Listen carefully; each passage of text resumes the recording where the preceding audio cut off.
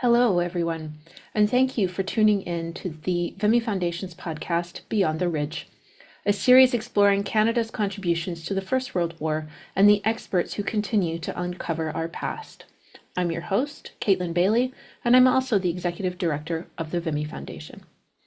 We have a guest today that I'm very excited about. Carla-Jean Stokes is a Canadian scholar, a curator, and a writer specializing in war photography, with a particular focus on the First World War. She holds a Master of History from Wilfrid Laurier University and a Master of Photographic Preservation and Collections Management from Toronto Metropolitan University. Her work includes Over the Top, How a Photographer Faked Canada's Most Iconic Battlefield Images, an article in Canada's History. Am I correct, Carla? Yes, We're Canada's correct. History. That is the Yay! same. Yes. Exploring the constructed nature of William Ivor Castle's photographs and the broader implications of image manipulation in wartime. She's been widely published. She's received the Elaine Ling Fellowship from the Image Center at Toronto Metropolitan University, and most recently, she has released The Taking of Vimy Ridge, First World War photographs, photographers, First World War photographs of William Ivor Castle, this past October through Wilfrid Laurier University Press. So, Carla, it's wonderful to have you with us. It is wonderful to be here with you, Caitlin. We love talking. We do. It's our hobby. So, full disclosure to all of our listeners, Carla and I have worked together for a decade. Probably that. A Yep. decade. We are going to do our utmost best to be the professional women that we are, but we don't know each other very well. It's true. Um, so, of course, the question that everyone always asks, how did a girl like you end up in a bar like this? How did you actually get interested in researching war photography, and what specifically about the First World War and William Ivor Castle interests you? Yeah, I think I mostly started. Well, it's funny because my first love of photography was fashion photography. So this is it's a departure. It's Lee fine. Miller, Lee Miller. I still like to check out style.com every season and see what the new photographs are. But I got interested in war art towards the end of my bachelor's degree. And then during my first master's degree, I did a battlefield tour and I brought my camera because I'm a photographer, photographed all of the battlefields that we visited, and was still very interested in war art. I was studying artists like George Gross and Otto Dix and loved their work. And I had a friend on the tour with me who was also a photographer, and we really connected that way. And he just suggested, hey, why don't you look into war photographs if you're having I don't want to say a nice time photographing the battlefields, but you're having a meaningful time photographing Hmm. battlefields. So I started looking at just the history of photography from its inception in 1839. And I always have been really fascinated with how did those earliest photographers capture war given the limitations of the medium. When I was doing my second master's degree at Toronto Metropolitan University, they make you, when you're studying photographic preservation, they make you learn every method for making photographs, and you have to try it yourself Mm. together a portfolio. So my portfolio was me setting up my friends outside, pretending that they were dead people and photographing them with methods that were invented in the 1850s to try and figure out how hard or easy is that to do. It's really hard to do. Hmm. Um, and so what specifically led me to the First World War, though, um, it's hard to say. I think I'm interested in Canadians in the First World War. It's this interesting thing I heard a celebrity recently explain and about his life, was that it's good in ways that are hard to explain, and it's bad in ways that are easy to explain. So it's easy to say First World War photographs, they could be gory. There could be elements of voyeurism when you're looking at them, which is very negative, and there's questions about ethics. But what do I love about it is hard to say. They're so poignant, they're beautiful. Even the materials are absolutely beautiful. When you pick up an original First World War photograph and it's got a sepia tone, there's something about that that maybe is inexplicable, but it has always captured me. And if you follow me now or have followed me in the past on social media, you know that I'm sharing photographs just about every single day And I guess all I can say is I do it with a lot of love and passion for those images and the people that are being portrayed there. Um, and what led me to William Ivor Castle, who was one of Canada's official First World War photographers, is I think that we have the Canadian War Records Office, which is the organization that was hiring photographers, and we have three photographers that were hired: Harry Noble, William Ivor Castle, and William Ryder.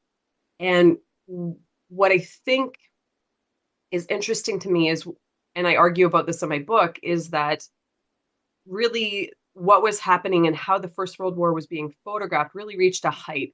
There was this relationship between the Canadian War Records Office and specifically Ivor Castle. And it was this perfect storm kind of an organization that was okay with sensationalizing photographs in order to raise the profile of the Canadian Corps, and a Hmm. photographer that was just the perfect fit that was willing to do that too. And that to me is a really fascinating relationship. And so that's where I really found myself um, in a time and place of it's First World War and it's Ivor Castle. And you mentioned also sensationalizing the core, sensationalizing the scenes. And one of the challenges I know that we face in our work, both of us, is that war photography is often viewed as an unfiltered record of history. It's viewed as being of the moment and accurate, like a snapshot. And how does the work that you do challenge that assumption of unfilteredness? For sure. I think one thing that was really interesting to me when I started out, I wrote my master's thesis on British official photography, but I was spending a lot of time with Canadian as well. And what I really wanted to understand were who were these guys photographing the First World War? Who were the photographers? And what we need to understand is that the photographers were not given any assignments. They were just guys. They had pre-war careers as photojournalists, and they were told to like go out there and take some photos and we'll see what you get. And so how do we understand facing this monumental task if we don't then use their own photographs as evidence for their approach? So if we understand them as individual guys who had individual approaches, then we know that what they're photographing is based on their individual choices. A photograph is always based on what you chose to include in the frame, and you're giving your viewer zero knowledge of what's escaped the frame as a result of that. It's so similar to other types of visual picture making, but because we have a tool in front of us that can faithfully capture a scene, it really deceives us. So an official photographer is so much like a war artist in a lot of different ways. Um, and of course, we know that the methods for manipulating photographs that feel similar to what we could do in Photoshop today are all tricks that were adopted from a darkroom for more over 100 years ago. So when we really understand that these guys were individuals and that they had a lot of tools at their disposal, then we can become more critical of what we're seeing. Absolutely. And you mentioned manipulation, physical manipulation of images. The article that we mentioned in your bio, the faked photos over the top, examined specifically iconic images of the Western Front and how they were staged and manipulated. And can you walk us through what exactly it was that Ivar Castle was doing and why it was such a common practice that was among official photographers? Definitely. So the series Over the Top is four photographs that were taken in October of 1916. They were put on exhibition that December, but they were labeled as having been taken in September of 1916 and showing men bursting from a trench during the Battle of Porcelain. And it, it has been uncovered over the years that what actually took place was that the men were photographed during training, and through some dark work editing techniques, Castle or his assistants, we actually don't have a record of how this happened. They took canvas breech covers and removed them from the photograph and covered them with pictures of no breech covers and normal hands and triggers. So just through kind of basic photo manipulation, they changed a couple of things out. They added shell bursts into the background, and all of a sudden you have a picture that looks like it's a real battle. I will emphasize I'm being really vague here because, as I said, I've never found anything in the archives to ever tell me what Castle's specific technique was, or if he himself was the guy in the darkroom. We know that they definitely had helpers, and we know that the Canadian War Records Office was okay with this. There were certainly other types of editing that happened as a matter of course, though. So, for example, newspapers or magazines, particularly in New York City, for example, the New York Times had a wartime supplement, and you can find photographs that they published, and they would kind of paint on the top of a photograph to add in smoke in the sky Mm. or just to outline things a little bit better. And so just this applied media was done by newspapers all the time just to make a photo look a little bit better when you're about to publish it. So yes, it's significant that Ivor Castle and the Canadian War Records Office were outright manipulating photographs to make a scene of training look like a scene of battle. But I don't know if you want to put this on any kind of ethical sliding scale. It's not to say that it just wasn't a thing, that images were never altered in any way, because they certainly were. Yeah, absolutely. And I mean, the shell bursts are the example that I always think of when you see many Canadian official war photographs that now, through the work that you've done and the work that other researchers have done, we realize that the shell bursts are added, or that there are multiple negatives or pieces of prints and all that sort of stuff that, for the viewer who is not maybe aware of all these things, it can be very misleading, in how they view the photograph and what they see. Um, I'm always I think there's such a modern parallel, when we're looking at things like social media and how social media photographs are manipulated, even down to, the filtering out of your pores, and that we are, on the one hand, so used to this type of manipulation that we don't even it's like it doesn't even exist for anyone. But at the same time, we're also so naive about the manipulation, that you can believe that a certain celebrity has skin that looks like this, and stuff like that. It's always really fascinating for me, to think about in the context of the historical work that you're doing, and then the modern context where we're bombarded with images that are manipulated, all the time. So how did these constructed images shape the way that the people who were seeing these on the home front through the newspapers, all the different places that they were experiencing these images, how did they shape how people understood the war at the time? I think it's important to know that the manipulated photographs were generally created for museum exhibitions. So, and that's not to say that thousands of people didn't see them, because they certainly did. Ivor Castle's manipulated series Over the Top was first shown in an exhibition, um, in London in 1916, and then that exhibition traveled the world. And then his second most famous composite image, The Taking of Vimy Ridge, same thing, was shown in July of 1917 in London, and it also traveled the world. It's interesting because there's an unmanipulated version of The Taking of Vimy Ridge that doesn't have the shell bursts in the background, and he also added some bodies into it. And that photograph, the straight up version of it, it was published in the newspaper, and it always makes me wonder if anybody stood at a gallery exhibition Hmm. looking at the wall and then had a newspaper in their hand and made any kind of connection. But I've never found any evidence of that.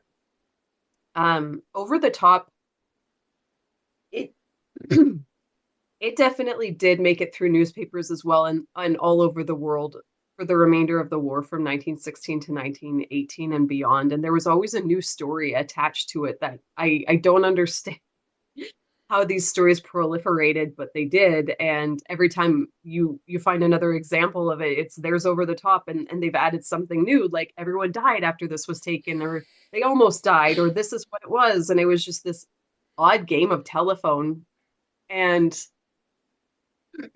I think when photographs were published or shared during the war in the variety of ways that they were, when you share a photograph with this sort of falsified story, it takes on a whole life of its own. And that just continued and perpetuated for the rest of the 20th century. Those photographs were published in early histories of the war, and then kind of published in more scholarly later histories of the war. And over time, starting kind of in the 1990s, that's when historians were starting to unpack this myth of these photographs and realizing that they were manipulated. But it kind of didn't matter because it took off in a different Hmm. direction with the public's imagination.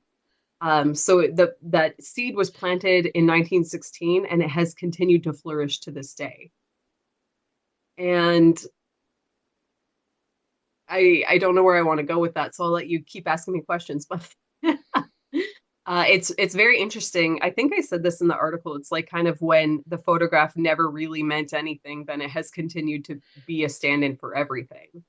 Yeah, it stands in for everybody's imaginary vision of a moment that is, I think, completely uncapturable, which is actually that jumping off out of a trench into whatever is waiting for you on the other side. And it's an unfathomable and uncapturable moment that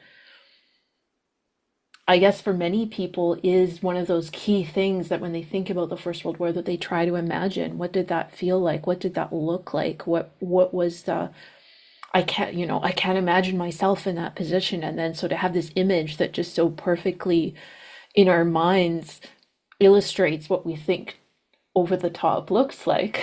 You can see how that would capture everybody's thought of the First World War. It's like the images of Passchendaele and all of those sorts of things where you're starting to get into the landscape and what is the vision of the landscape of the Western Front versus how diverse the landscape of the Western Front actually was. And that some of it did indeed take place in that type of really deep, sludgy mud, but a lot of it was not. And then when you get down very far into the southern part of the Western Front, you're looking at snow and man-made avalanches and all kinds of crazy things that in our imagination is just not really captured. And to say again that those photos have taken a life of their own. I mean, you and I have spent many an hour on social media watching these things just kind of go, and people they put out these narratives that they just put on it that has no grounding in anything other than what they think they see, which is always very very interesting. I had to write a little piece today on. I'm digressing, but I was thinking about you today. Actually, I was having to write a piece for someone who's doing some work on representations of shell shock and PTSD in museums in the First World War.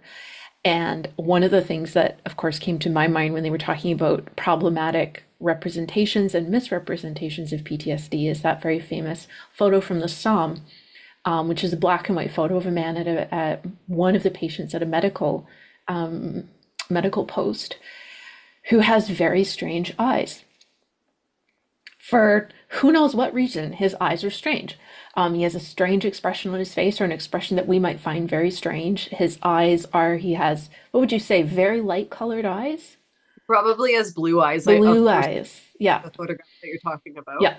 Um, And everybody says that he's suffering from PTSD. but in reality, early photographic materials had a lot of trouble registering the color blue, which is why Hmm. the sky looks white. And it's why if you have blue eyes, you look a little bit strange. Yeah. The man is smiling at the photographer. And that is certainly an image that you will find over and over and over again on social media everywhere. And people make up these wild stories. Wild stories about it. This is why it matters to know who the photographer is, because one of the stories probably on Reddit is that the photographer felt bad for this man. He's capturing a moment of PTSD, but he's trying not to make propaganda of this person. I'm like, excuse me, sir. I am the world's foremost biographer of William Ivor Castle. Could I have a moment of your time, please? He's the most Yeah. propaganda finest photographer there is. Yeah. Yeah. And so if you don't know, then you're gonna make up this wild and wacky stuff. Yeah, these absolutely crazy things that then just proliferate. And then all of a sudden it goes from, you know, Twitter or social media to suddenly there's a museum that's got that on their wall as an image of PTSD, or someone's saying, oh, this should go as as a public poster for awareness about shell shock, and it's just totally unhinged.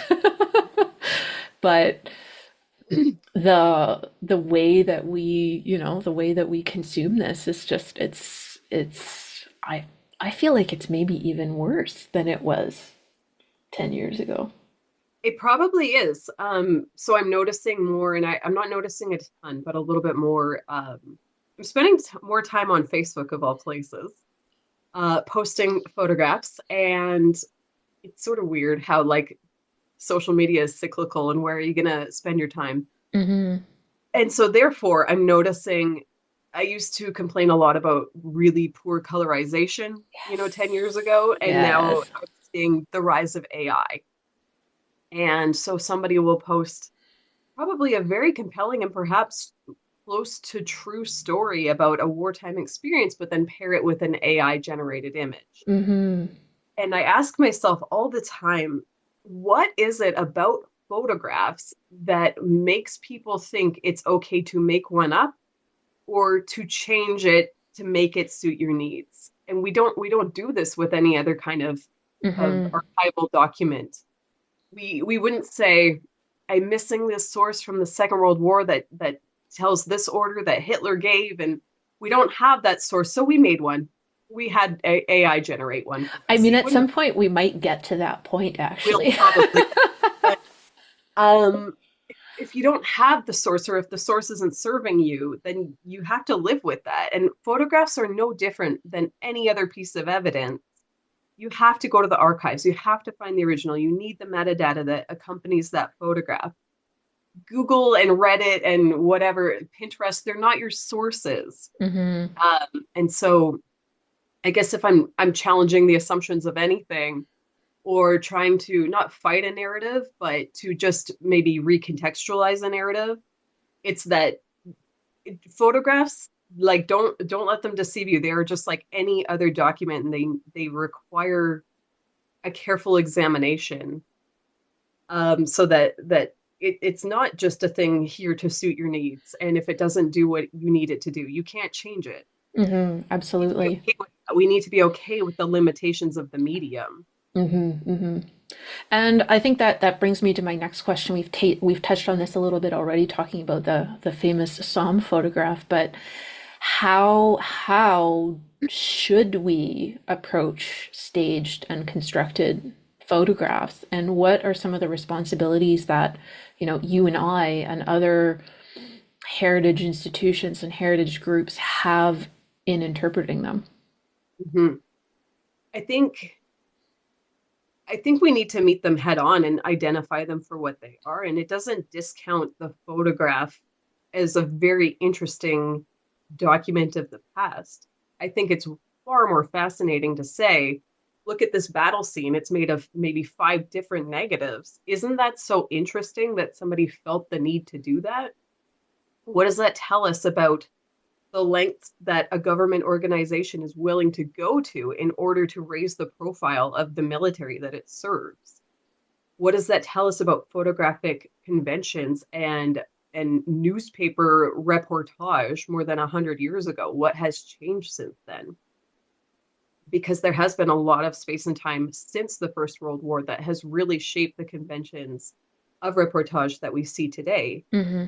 Every major and respectable newspaper has a front facing ethics uh, page that will tell you you'll never see this from our photojournalists, and if you do, they're going to get fired immediately. Hmm.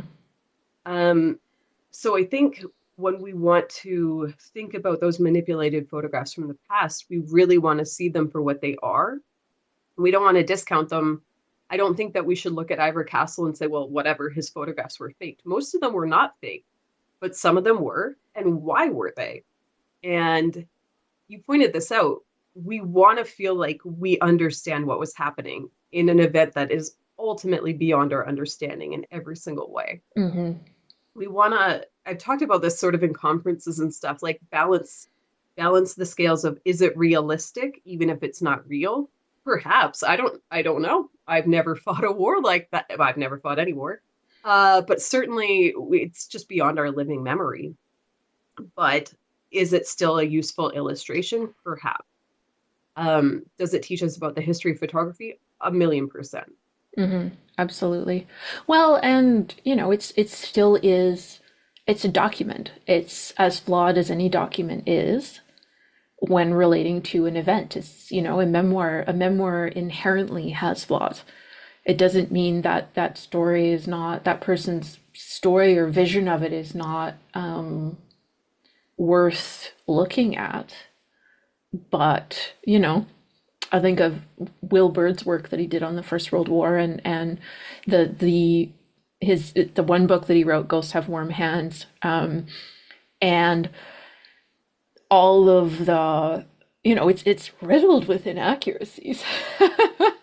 Does it mean that his vision of his time in the First World War and what happened to him and what he thinks he experienced is not valuable? I don't think so. But it is a document, and we are taught to view documents with a certain level of, um, I wouldn't call it suspicion. What would you call it? I would call that critical analysis. Critical analysis. There we go. Ah, I knew I could count on you. As a certain level of critical analysis, and photographs are really no different. I think we're talking about practices of reportage and how that has changed. One of the major things that's come out of certainly photography of the Vietnam War in the last couple of years has been the attribution of the Napalm Girl photo. Absolutely. Yep. And that in fact, there's a huge amount of blurriness as to, was it Nick Ut? Is it someone else? Who actually is responsible for, again, an image that for the generation that, and for us as well, when we think about the Vietnam War, that is the image, is, that young girl and the scene surrounding her. It just encapsulates everything that we think of for the Vietnam War. But it is as flawed as any other image in the end. It's done and done for a purpose. And in this case, the author may or may not have been obscured or misattributed. So it doesn't stop in 1925. It just keeps going. So when you're thinking about, what is the next kind of phase, I think at this point you have done a tremendous amount of work on manipulation, to the point where probably now you are in Canada's history with an article specifically about, this. It's a public history magazine that goes out to a public history audience, a mostly non-academic audience, let's say, that it is kind of at this point somewhat accepted in the mainstream that these are now, we should be a little bit more careful about how we look at these. They may not be what we think they are.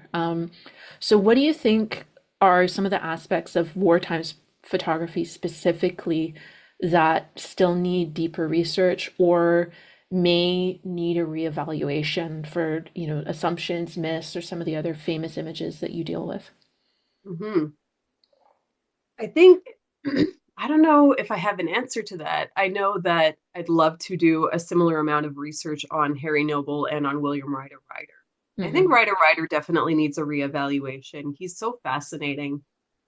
He, among the three photographers, he's the only one who left us kind of any information about his experience. He did an interview in I think 1973-ish with Library and Archives Canada archivist Peter Robertson, and it was for an exhibition, and it made its way into a book. And there's just a great interview. They spoke for hours, and Ryder experience or talked about his experience as official photographer, and he kind of builds himself up a lot, and he talks about As one how would. Absolutely. And there's another example of you could really cross-reference that interview with archival research, and you'll certainly find inaccuracies. He describes himself as a real man's man. He loved to drop names. I had dinner with Curry. And he loved it, and I think that's great. I think it's very telling of his personality, and that in itself is very fascinating. But I think there's more there. Um, to really dig into and do a little bit more work in terms of comparing what Ryder had to say about his wartime experience and what is known. I'd love to do that, but I'd love to write just a similar book on all three photographers and really dig into, again, spending that time on looking at photographs and how did they approach this job? Mm-hmm. What appears to have been important to them? I think that's so interesting. But honestly, even if we're moving beyond First World War photography, if there's some PhD student out there that wants to approach Second World War, there are thousands and thousands of pages of microfilm and documents relating to the Second World War in terms of official photography that no one has ever written a book about. Mm-hmm. Korean War photography. If Korea is our forgotten war, then Korean War photography is our forgotten photography. Mm-hmm. um, Not even one book, barely, like it makes its way into a few pages on in a more general history. So there's just the world is your oyster if you want to study Canadian official war photography. There's so much to learn and to know. Mm-hmm. And that in turn is going to expand and I guess just be a reevaluation of how Canadians understand their military past as it has been visually portrayed to us. Mm-hmm. Absolutely. Um, what is it do you hope after, your books and speaking to me today, of course, um, that you hope listeners will be taking away about the power of images and the role that they play, as you said, in shaping how Canadians view their military history and their Mm. vision of the First World War? I think it's just so important, as we have said, photographs from the time the original negative positive process was invented. The very first one came out in 1839. It wasn't great, so it was redefined in 1851. Photographs have always been so easy to reproduce, and in the digital era, so easy to send around the world, and therefore so easy to misrepresent. So if you're just somebody who's interested in war photographs, just remembering to go check out the archive where they live. Go to Library and Archives Canada. Every single Canadian official war photograph is there. Um, if you're close to a museum that has these photographs in their archives, just reach out to an archivist, book an appointment, go look at original photographs.